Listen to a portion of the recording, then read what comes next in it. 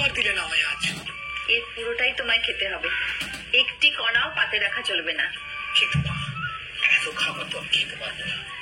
এটা নিশিভোগ, ঠাকুরের নামে উৎসর্গ করেছিলাম। এটা তোমায় খেতে হবে প্রসাদ। আজ আমাদের বড় আনন্দের দিন। তোমার পরে মৃত্যুর বংশে বংশধর আসতে চলেছে। জয় মা, জয় মা। এ কি আনন্দের খবর দিলেন মা, কি আনন্দের খবর। তবে মা, আমার পয় নয়, মায়ের আশীর্বাদে, আমার মায়ের আশীর্বাদে। তুমি খুব মাতৃভক্ত, তাই না প্রসাদ? হ্যাঁ মা, তিনি বিনা আর কি আছেন এ জগতের ভার বইবার? তিনি তো রাসবিহারী হয়ে বৃন্দাবনে লীলা করছেন। তাই তো আমি বলি মা, কালী হলি না রাসবিহারী, নটবর বেশে বৃন্দাবনে। আজ আজ আমারও খুব আনন্দের দিন মা। দেশ থেকে খবর এসেছে বুঝি? সবাই সেখানে ভালো আছেন তো? হ্যাঁ মা, সবাই ভালো আছে,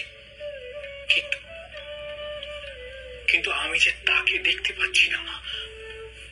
তাকে দেখতে যে বড় মন চাইছে আমার। কাকে গো মুঙ্গি বাবু? ওই যে গো, যে আমায় ছোটবেলা থেকে তাড়িয়ে তাড়িয়ে নিয়ে বেড়ায়, আমাকে হাত ছাড়িয়ে দিয়ে ডাকে, বলে আয় আয়, কিন্তু ধরতে গেলে ধরা দেয় না। আমি তাকে আকুল হয়ে ডেকে বলি,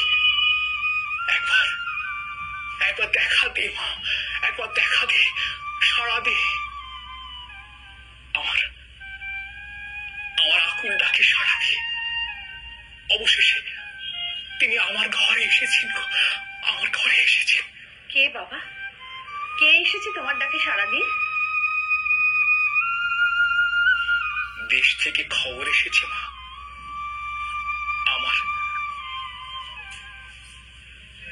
আমার মেয়ে হয়েছে। জানেন মা, আমি তার একটা নামও ঠিক করে রেখেছি। নাম রাখবে তার? পরমেশ্বরী। বাহ, খুব ভালো। তোমার পরমেশ্বরী তোমাকে ধরা দিয়েছেন। কর্তামশাই ছুটি দিলে একবার দেশে গিয়ে তাকে দেখে এসো, তার নামকরণ করে এসো। হ্যাঁ মা, যাব। কতদিন আমি দেশ ছাড়া। জানেন মা, বড় সুন্দর আমার দেশ, আমার গ্রাম কুমারহাটি। তার সামনে দিয়ে মা পুণ্যতোয়া গঙ্গা বয়ে যাচ্ছেন। লোকে বলে গঙ্গার হাওয়া যত দূর যায় তত দূর কেবল পুণ্য আর পুণ্য। বড় পবিত্র ভূমি মা, আমার গ্রামের মাটি। মহাপ্রভু শ্রী চৈতন্যের দীক্ষা করু শ্রীমৎ ঈশ্বরপুরীর জন্মভিটে আমার গ্রাম কুমারহাটি। হরি বল হরি, হরি বল হরি, হরি বল হরি, হরি বল হরি। হ্যাঁ, এই মধুর বল গাইতে গাইতেই মহাপ্রভু শ্রী চৈতন্য এসেছিলেন আমার গ্রামে তার গুরুর জন্মভিটে দর্শন করতে। বলো কি প্রসাদ? মহাপ্রভুর পায়ের ধুলো যে মাটিতে পড়েছে সেই মাটিতে তোমার জন্ম? হ্যাঁ মা।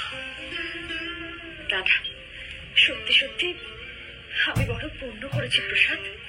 সেই পুণ্য ভূমিতে জন্ম হয় তোমাকে আমি আমার ঠাকুরের প্রসাদ দিতে পেরেছি। নাও বাবা, খেতে খেতে তুমি তোমার মাটির পুণ্যের কথা বলো। যে আর কি মা।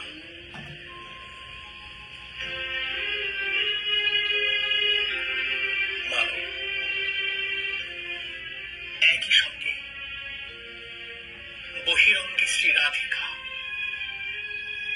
আর অন্তরঙ্গে কৃষ্ণাবতার স্বয়ং মহাপ্রভু সন্ন্যাসী হওয়ার পর সপার্ষদ তোমার হাতিতে এসেছিলেন তার গুরুর জন্মভিটে দর্শন করতে। হরে কৃষ্ণ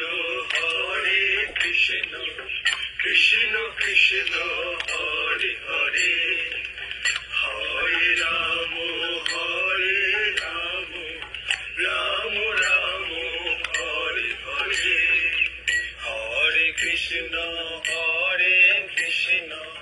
কৃষ্ণ কৃষ্ণ হরে হরে। কি হলো প্রভু, থামলেন কেন? নিত্যানন্দ, আমার পরম পূজ্য, আমার দীক্ষা গুরুর জন্মস্থান।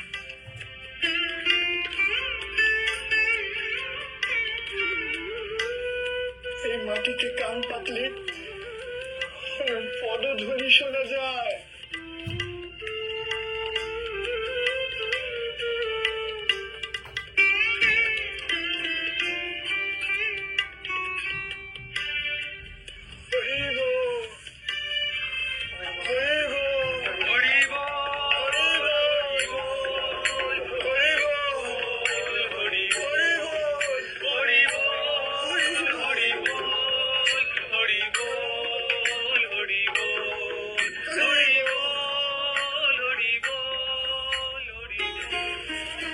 জয় জগৎগুরু, জয় জগৎগুরু। গুরু পথ দেখান মা, অন্ধকার পথে আলো জেলে দেয়। হ্যাঁ বাবা, গুরুজনদের কাছে তাই শুনেছি। তুমি দীক্ষা নিয়েছো বাবা, তো তোমার গুরু কে বাবা? আমি হতভাগ্য শিষ্য না, আমি গুরুর দেখানো পথে চলতে পারিনি। অন শিষ্যের মুখে গুরুর নাম শোভা পায় না মা। সংসার আমাকে এমন অষ্টে পৃষ্ঠে বেঁধেছি যে আমি গুরুর দেখানো পথে সাধনা করতে পারিনি মা, আমি পারিনি। না না বাবা, এ নিয়ে কষ্ট পেয়ে না তুমি। সংসারের যে দায় তুমি বইছ, মনে করো না এও এক সাধনা, এ গৃহের সাধনা। হ্যাঁ মা, তাই তো মনের দুঃখ মনে চেপে রেখে এ আমি মেনে নিয়েছি। সংসারকে ভয় পেও না বাবা, মন দিয়ে যা করছো তা করে যাও। তোমার মাতৃভক্তি একদিন তোমাকে তোমার পথে নিয়েই যাবে।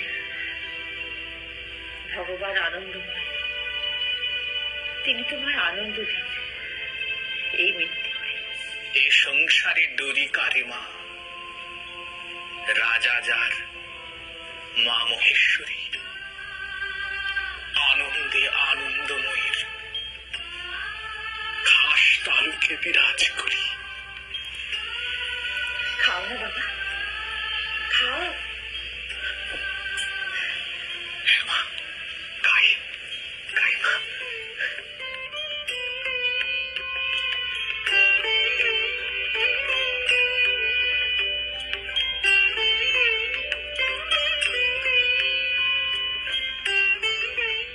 জয় মা, জয় মা, জয় মা। খাও বাবা।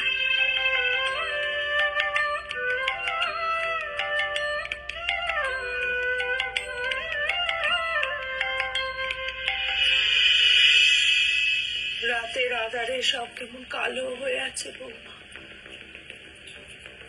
কিন্তু বিশ্বনাথের অমন ব্যাপারের কথা ভাবলে আমার মনটা কেমন উতাল পাতাল করছে। কি হয়েছে, কেন এমন দ্বারা করছে বলো তো? আমিও তো তাই ভাবছি মা, অমন শান্ত সাদাসিধে মানুষটা হঠাৎ করে হলো কি?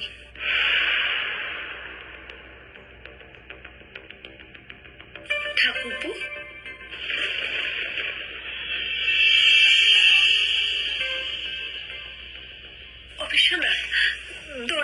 দাঁড়িয়ে আছিস কেন বাবা? আয় আয় ভেতরে আয়। তুই কোথায় কি করেছিস বল। থাক না মা, ঠাকুরপো এইমাত্র ঘরে এলেন, হাত পা মুখ ধুয়ে বসুন, আমি বরং একটু ভাত চাপিয়ে দিই, খেয়ে তারপরে না হয়। আমি কিছু খাবো না বউটান, গলা দিয়ে ভাত নামবে না। কেন ঠাকুরপো, গলা দিয়ে কেন ভাত নামবে না? বলছি বউটান, বলবো বলেই তো মনটাকে পাতর করে এনেছি, না বললে যে ভার আমি আর বইতে পারছি না। মা,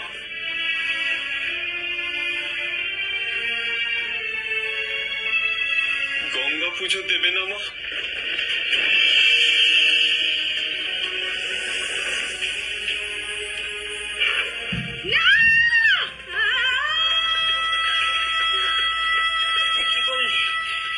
কি বললি বিশ্বনাথ? খোকের মশাই বেটা হয়ে কথা বলতে তোর আটকালো না? জিদ করছে বললো না তোর? কুলাঙ্গার কুলাঙ্গার তুই, কুলাঙ্গার কুলাঙ্গার। মারো মা, মারো ওরে মারো, চুলের মুঠি ধরে মেঝেতে মাথা টুকে দাও, নাতি মারতে মারতে ঘরের বাইরে বার করে দাও। কিন্তু বিশ্বাস করো মা, এ আমার কথা নয়, আমার ইচ্ছেও নয়, সমাজপতিদের ফরমান। সমাজপতিদের ফরমান? সকালে তেনারা আমার পথে ধরে বিদেন শুনিয়ে দিয়েছেন, তারপরে এই কথা তোমার এই বউটানের আমি কোন মুখে বলবো তা ভেবে ভেবে পথে পথে ঘুরেছি মা। দাদার পেত্তম সন্তান গঙ্গা পুজো দেবার বিদেন, এই বিধান আমি মানি না। মানব না, এই বিধান আমরা মানব না। তার জন্য ওনারা যা করতে পারেন ওনারা করে নিতে পারেন, সে কথা ওনাদের বলে দিস। পেশাদের মেয়ের ব্যাপারে পেশাদের মতের বিরুদ্ধে গিয়ে আমরা কিচ্ছুটি করতে পারবো না, আর কাউকে কিচ্ছুটি করতে দেবো না।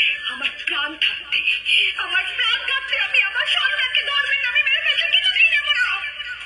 তোদের বাবা মশাই যা মানেননি আমিও তা মানব না। দরকার হলে আমি বৌমার নাতনিকে নিয়ে নবদ্বীপের রাজার কাছে যাও, রাজার কাছে দরবার করব। আমি তেনার মুখ থেকে শুনতে চাই অন্যায় ফরমান, দেখতে চাই তিনি কেমন রাজাদের শিশু প্রজাকে হত্যা করেন আদেশ দেন। মহারাজ মহারাজ, আমরা নবদ্বীপের মহারাজের কাছে গিয়ে দরবার করব, তবু এ অন্যায়কে আমরা হতে দেব না। সদাশয় ধর্মপ্রাণ বলে মহারাজের সুনাম আছে, তিনি নিশ্চয়ই এর একটা বিহিত করবেন, নিশ্চয়ই বিহিত করবেন, নিশ্চয়ই করবেন।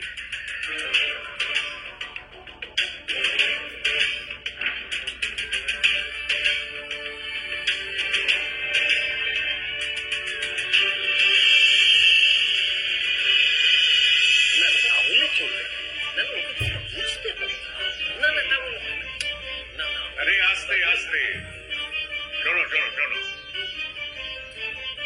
প্রজাদের সব অভাব অভিযোগ দাবি দেওয়া শোনার আগে তোমাদের যদি কোনো বক্তব্য থাকে, কারো বিরুদ্ধে কোনো বক্তব্য থাকে, আমি শুনবো।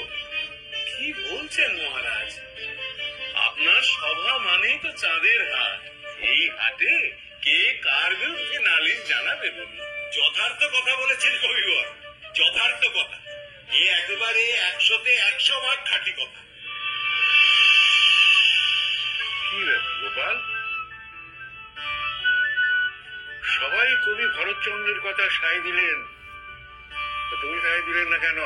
হ্যাঁ, মুখ ভেঙার কেন? কি হয়েছে? কেন সায় দেয়নি বলো? আগে গিন্নি বারণ করেছেন মহারাজ। হ্যাঁ, গিন্নি তোমায় বারণ করেছেন? কেন গিন্নি তোমায় বারণ করতে গেলেন কেন? তিনি কি আমার সভায় কখনো এসেছেন? আমার সভায় কি হয় না হয় সেটা কি তিনি জানেন? আমি জানতে চাইছি তোমার গিন্নি বারণ করলেন কেন বলো তো? কি ভেবে বলো? হ্যাঁ বলুন বলুন মশাই, আপনাকে বারণ করেছেন কি ভেবে? আগে ভাবাভাবি কিছু নেই, তিনি স্পষ্ট করে বলেছেন সবাই যা বলবে তুমি তা বলবে না, সবাই যেদিকে যাবে তুমি সেদিকে যাবে। তাই আমি সায় দিতে পারলাম না মহারাজ। ওই রত্নটি যার ঘরে আছে না, তিনি জানেন সেটি কি বস্তু। যার ঘাড়ে একটি মাথা আছে, তিনি হাড়ে হাড়ে ওই ছিঁড়ে কাটা রত্নটির উল্টের পান। আশা করি বলেন কি গো ভান্ড, মানে আপনার নামটি ছোট করে বলতে গেলে গোভাণ্ড শব্দটি আমার মতে যথার্থ, তাই নয় কি? আপনি কি বলেন মহারাজ? কুমারদের গ্রামের শখের বস্তুদের মুখে এ কথা শোভা পায় না।